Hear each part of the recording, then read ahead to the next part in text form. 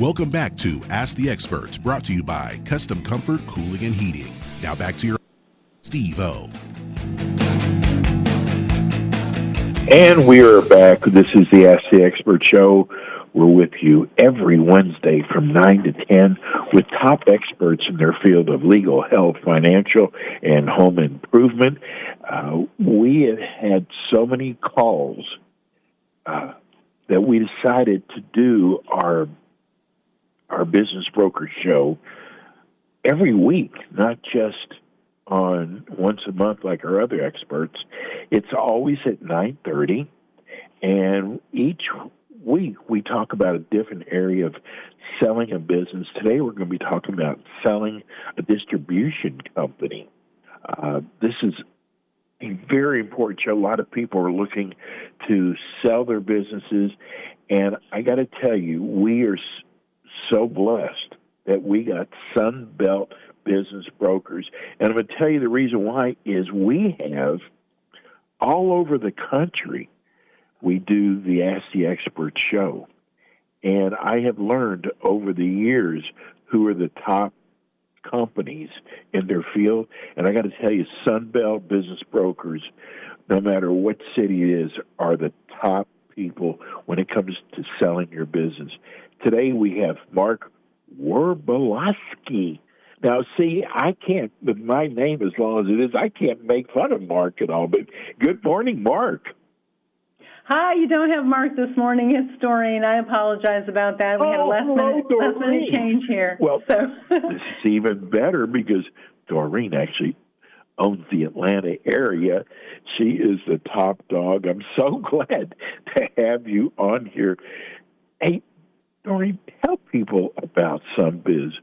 So I'm working in Florida, so I'm working on SunBiz with some clients right now, but it's Sunbelt Business Brokers.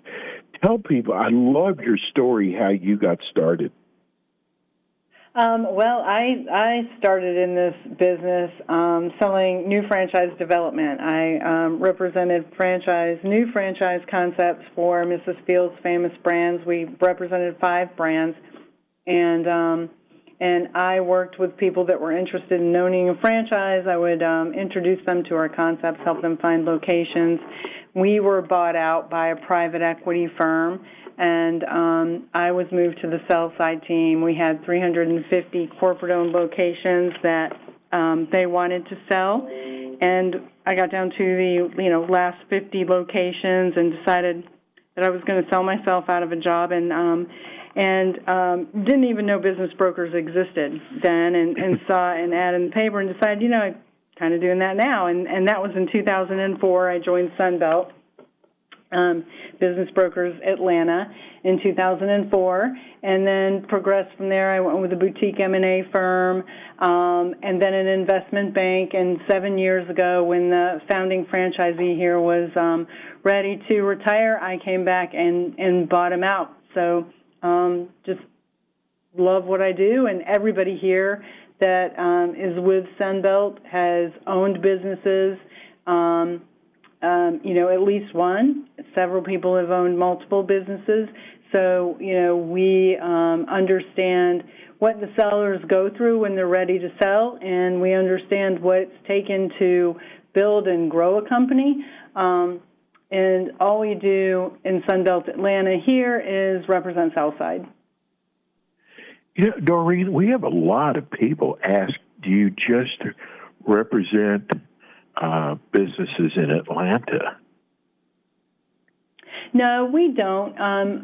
Primarily, anywhere in Georgia, we represent a lot of businesses across the entire state and throughout the Southeast. And then, we do have areas of industry expertise where on larger, lower middle market transactions, we might, stretch across the country occasionally. But the majority of what we do is here in Georgia or the Southeast. How is the business atmosphere when it as to selling a business now, say, compared to 2 years ago before the pandemic? Actually, the pace has picked up since the pandemic, and And that is in large part just because there are more buyers in the market. And then, going into the pandemic, family offices, private equity firms, and holding companies, and corporations, they were all cash rich. And with private equity firms, if they don't put their investors' money to work, their investors have an opportunity to pull it out, usually at a 7-year cycle. So, going into the pandemic, they had a lot of money on the sidelines, just more money than good businesses to buy. And then when the pandemic happened, we pulled a lot of companies that we were representing off the market. It wasn't a good time to sell, so the good companies kind of sat on the sideline a little bit too, and private equity firms were shoring up their companies internally because so many companies just took a beating through the pandemic, and so then buying and selling slowed a little bit through that time, and now there's lost time to make up, and so the pace of activity has picked up. Multiples are still strong for solid businesses, and it's been a great environment for sellers. Well, I want to make aware Miles, our producer, that we have made a connection. So we're Zooming right now. So, Doreen, how do you even determine the value of a distribution company? Distribution companies are valued on cash flow, like most businesses. Multiples increase based on the size of the distribution company, and also the types of products you're distributing, and your channels of distribution. If you're a distribution company that has exclusive rights to specific products, that can increase value. If you are really diversified in your distribution channels, if you are distributing product through, across the country, you've got a large footprint, you're international, that can increase value. And then some distributors, are distributing product through other platforms like Amazon, and that can impact value. So a lot goes into valuing a distribution company, but at the end of the day, the multiples can vary based on those things. Size, you always get a size premium. The larger the company is, the more diversified that it is. Specialty products. If you're distributing your own products, then there's proprietary information there and intellectual property that certainly increases the value. Doreen, I got to tell you, you do so much work, so much due diligence before you see one dime. When you come in, when a potential client comes in to sit down with you, you don't ask them to write you a check. You do so much work that it just amazes me. And again, like you haven't even seen one dime yet. Yeah, our firm is a little unique in that we don't charge upfront retainer fees. We're large enough to be able to have that luxury, and we sit on the same side of the table with the seller until it sells. So we don't make any money at all unless we sell your company. And just as business owners ourselves, I don't want to pay for something that I haven't received, and so that's the philosophy here. Yes, you make your money on performance, which means you really have a feel for this business, and that you can put so much into it, because There is, I mean, there's a lot of due diligence involved with what you do. You don't just take on a client and put a for sale sign out there. No, we don't. When you're selling a business, there's an awful lot that goes into it. So, we meet with the clients and kind of go through everything. One of the very first things in our process is to do an opinion of value on your company, because you can't really know if the time is right for you to sell your business until you know what it's going to sell for on the open market. And we really can't know whether or not we're going to be able to help you until we do that.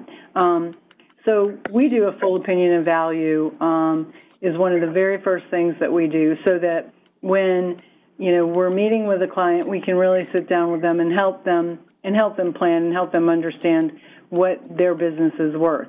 And a lot of times it's a 2 or 3 year process where we sit down with them and it's not what they need to be able to retire. And, we can give them a little bit of guidance there. We oftentimes put clients in touch with financial planners, because a lot of times a business owner, their largest part of their assets and their net worth is their business. So they a lot of times don't have a financial planner at that point. And so with our opinion of value, they can meet with a financial planner that can help them figure out, is this going to work for me? Am I going to make it all the way through my retirement with this and my other assets? And so we really work with them to determine that. And if not, we just stay in touch and go to market when they're ready. Oftentimes, more and more people can find information online too, so they have a better idea of what their company is worth. And so sometimes they are prepared and they're ready to go to market. So when we take a company to market, we do spend a great deal of time researching the industry. We spend a lot of time looking into the types of buyers that are buying into that industry, what they're paying for companies in that space, why they want businesses there. So we don't just put your business on websites, for sale websites somewhere. We really take a very, very aggressive and targeted approach to find the right buyer for your business. I got a tough question for you now. How do you know, there's the expression tire kickers. How do you know? Because you don't just bring everybody and anybody to the business. I mean, you really check these people out. How do you determine between the tire kickers, the ones who are really serious about buying a business? Well, that is part of what we do when we take a company to market. We do, screen the buyers. Any buyer that's going to look at the business, we want to make sure they're qualified first. And a big reason for that, that's twofold. That is, one, to make sure that the sale of your company is completely confidential and stays that way. So the fewer people that know that your company is for sale, the better.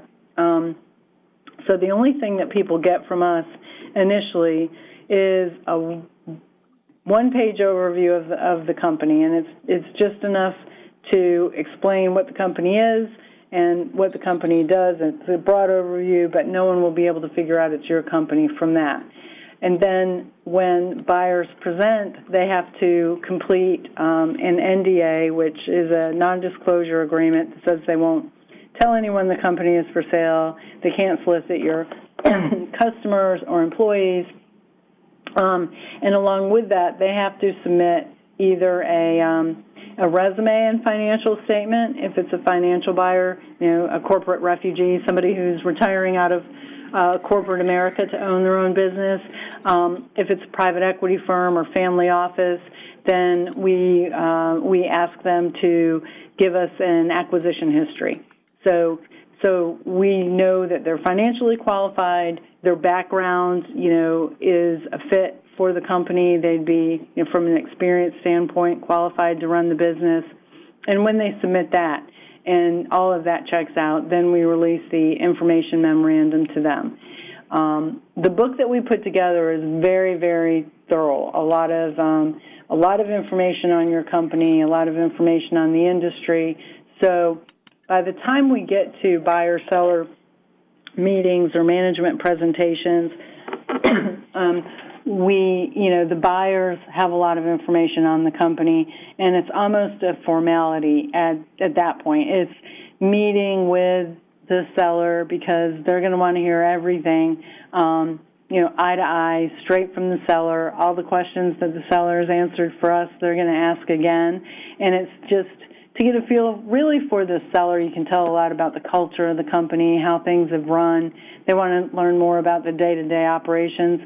But we've done a thorough enough job by that point that typically we're only doing, 1 to 3 buyer-seller meetings before we have an offer. Doreen, give everybody, we're going to go to break right now, give everybody your phone number and also your website address.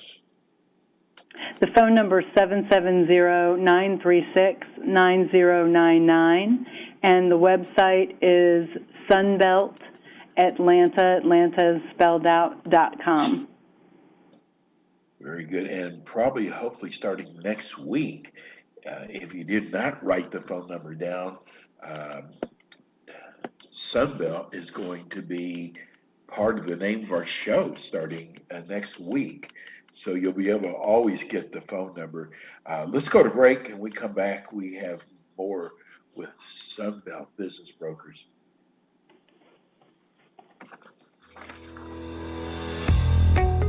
At Sunbelt Atlanta, their team is made up of seasoned professionals with more than 70 years of collective experience selling companies. Their backgrounds and industry experience are as varied as the companies they represent. Some come from Main Street, some come from Wall Street. Collectively, Sunbelt Atlanta business brokers have closed hundreds of transactions, and the companies they have sold range in size from $100,000 to $50 million in revenue and span all industries.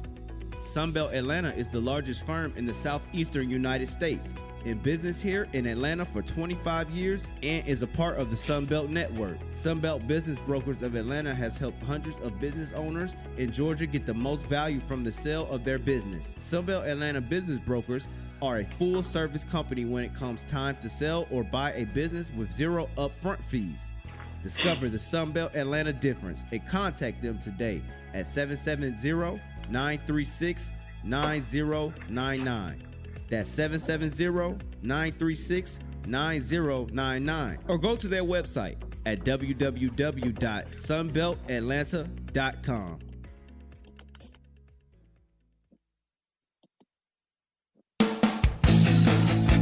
Welcome back to Ask the Experts, brought to you by Custom Comfort Cooling and Heating. Now back to your host, Steve O. And we are back. This is the Ask the Experts show. We're with you every Wednesday from 9 to 10. We have the best experts in the field of legal, health, financial, and home improvement. Our 9:30 show every week of Ask the Experts is actually our Sunbelt Business Broker show.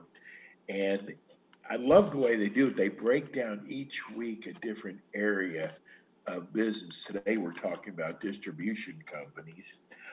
We're here with the owner for the Atlanta area Sunbelt Business Brokers Atlanta, Doreen Morgan. And I want you, Doreen, I'd like for you to get your crystal ball out. Are valuations in the wholesale distribution industry, is it expected to change much over the next 2 years?